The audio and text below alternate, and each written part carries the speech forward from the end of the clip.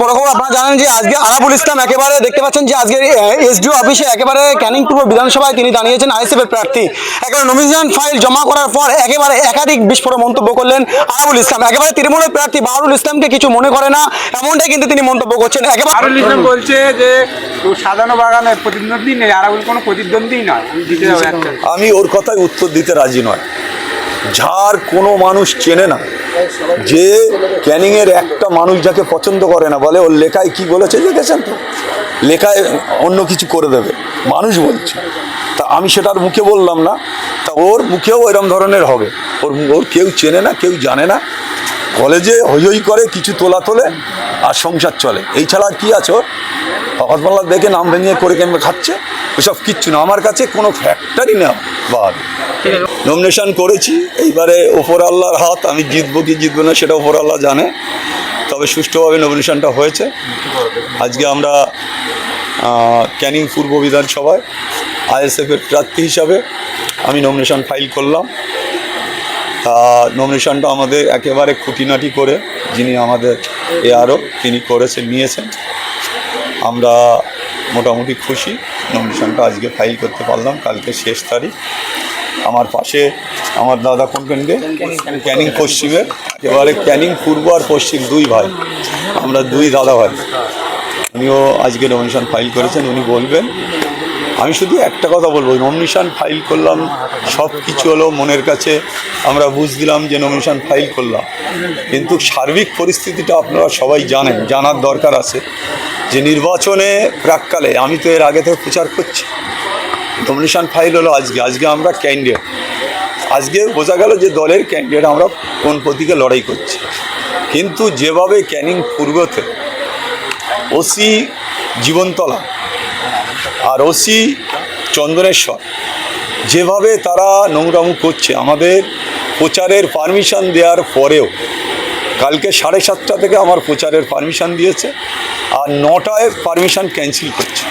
তা আমাদের জানাতে হবে, আমরা সেখানে প্রচুর লোক নিয়ে বার হই, কয়েকশো বাইক বার হয়, অনেক মানুষ থাকে সাথে আমাদের, কিন্তু এইভাবে আমাদের বারবার হ্যারেস করছে। এর আগেও একটা প্রোগ্রামে আমার হ্যারেস করেছে। আমরা শুধু মিডিয়ার মাধ্যমে আপনাদের কাছে বলতে চাই যে ওরা কী চাইছে। ওখানে ক্যানিংয়ের যিনি নেতা তিনি কি ভয় পাচ্ছে? কখনো লকডাউন করে দিচ্ছে আমি যাচ্ছি, আবার কখনো আমার প্রোগ্রাম ক্যান্সেল করছে। তাহলে ক্যানিংয়ের মানুষ যারা নেতা তারা কি আরাবুল ইসলামের ভয় পেয়ে এইসব করছে না? তার কারণটা কি তারা এই ধরনের কাজ করছে সেটা আমাদের জানার দরকার। সেটা আমরা বলবো, আপনাদের সামনে তুলে ধরছি যে আপনারা বলুন যে ওনারা কী চাইছে। তিনিও তো ভাঁড় থেকে, ক্যানিং থেকে ভাঁড় গিয়ে লড়াই করছে, আমি তো নোংরাম কোনো জায়গায় করিনি। তাহলে ওনার জানা উচিত উনি ক্যানিং থেকে ভাঁড় গিয়ে লড়াই করছে, আর আমি ভাঁড় থেকে ক্যানিংয়ে এসে লড়াই করছি। তাহলে এই ধরনের আচরণ এটা ঠিক? আমি তাই আপনাদের কাছে বলতে চাই মিডিয়ার মাধ্যম দিয়ে বন্ধুদের কাছে যে এইটা আপনারা বলুন যে উনি কী বলতে চায়, ওনাকে জিজ্ঞেস করুন যিনি ভদ্রলোক এখান থেকে ওখানে গিয়ে দাঁড়িয়েছে। ওনারই তো সাজানো বাগান উনি বলছেন, তা ওনার সাজানো বাগানে যারা গণ্ডগোল করছে তারা কারা? আমি কোনো জায়গায় মিটিং করতে যাচ্ছি, পাশে বেশ কয়েকজন তৃণমূলের লোকেরা হই করছে। আমরা কোনো জায়গায় বৈঠক করছি, সেখানে গিয়ে হই করছে। তাহলে এরা কি চায়? শান্তি চায় না ভোট চায় না অশান্তি চায় না ফের বুথ দখল 2021-এর মতন বুথ দখল করতে চায়? সেটা জানতে হবে। তাই আমি আজকে বলছি আপনাদের খোলামেলা, নির্বাচন নমিনেশন ফাইলের পরে ওনারা যদি মনে করে ক্যানিং এই ধরনের আচরণ করবে, তাহলে আমাদের দল ভাববে। আমি রাজ্য নেতৃত্ব যারা আছে তাদের কাছে আমি জানাবো এই ব্যাপারটা। আমি তো এতদিন কারুর জানাইনি। আমাদের দলের যিনি চেয়ারপারসন আছে, আমাদের দলের যিনি আরও উচ্চ ক্ষমতায় আছেন, বড় ভাইজান ছোটো ভাইজান, দুজনকেই আমি জানাবো যে এই ধরনের আচরণ করছে এখানকার যারা তৃণমূলের নেতৃত্ব।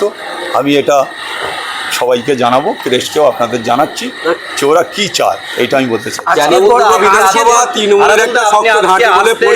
মানুষের ভিড়, রাস্তায় যেভাবে মানুষ বেরিয়েছেন, শয়ে গাড়ি এসেছে আপনার সাথে, তাতে করে মনে করা যায় কি ক্যানিং পূর্ব থেকে আরাবুল ইসলাম জিতছে? শুনুন, সেটা তো আমি অ্যাডভান্স বলবো না, তবে আমার কাছে আমি যা দেখেছি ক্যানিংয়ের মানুষের কাছে, আমার জেতার ব্যাপারে আমি নিশ্চিত, আমি জিতব। সে যদি এক ভোটেও জিততে হয় তাও আমি জিতবো, জেতার ব্যাপারে নিশ্চিত। কে বলল সাজানো বাগান আর কে বলল আমবাগান, এ আমার কাছে শুনে লাভ নেই। না, আজ থেকে কি লড়াই, নমিনেশন দেওয়ার পরে লড়াইটা জোরদার চলবে? হ্যাঁ নিশ্চয়ই এবার মাটি ফুঁড়ে লড়াই হবে, মাটি ফুঁড়ে মানুষ বেরোবে, আর লড়াই মাটিতেই লড়াই হবে। আমি মাটিই থাকবো, ক্যানিংই পড়ে থাকবো, কারা কি করে আমার উপরে আমি সেটা দেখতে চাই। ক্যানিং পূর্ব তৃণমূল কংগ্রেসের একটা গড় হিসেবে পরিচিত বা শক্ত ঘাঁটি, সেই জায়গায় এই নমিনেশন আর এবং কতটা লড়াই হবে?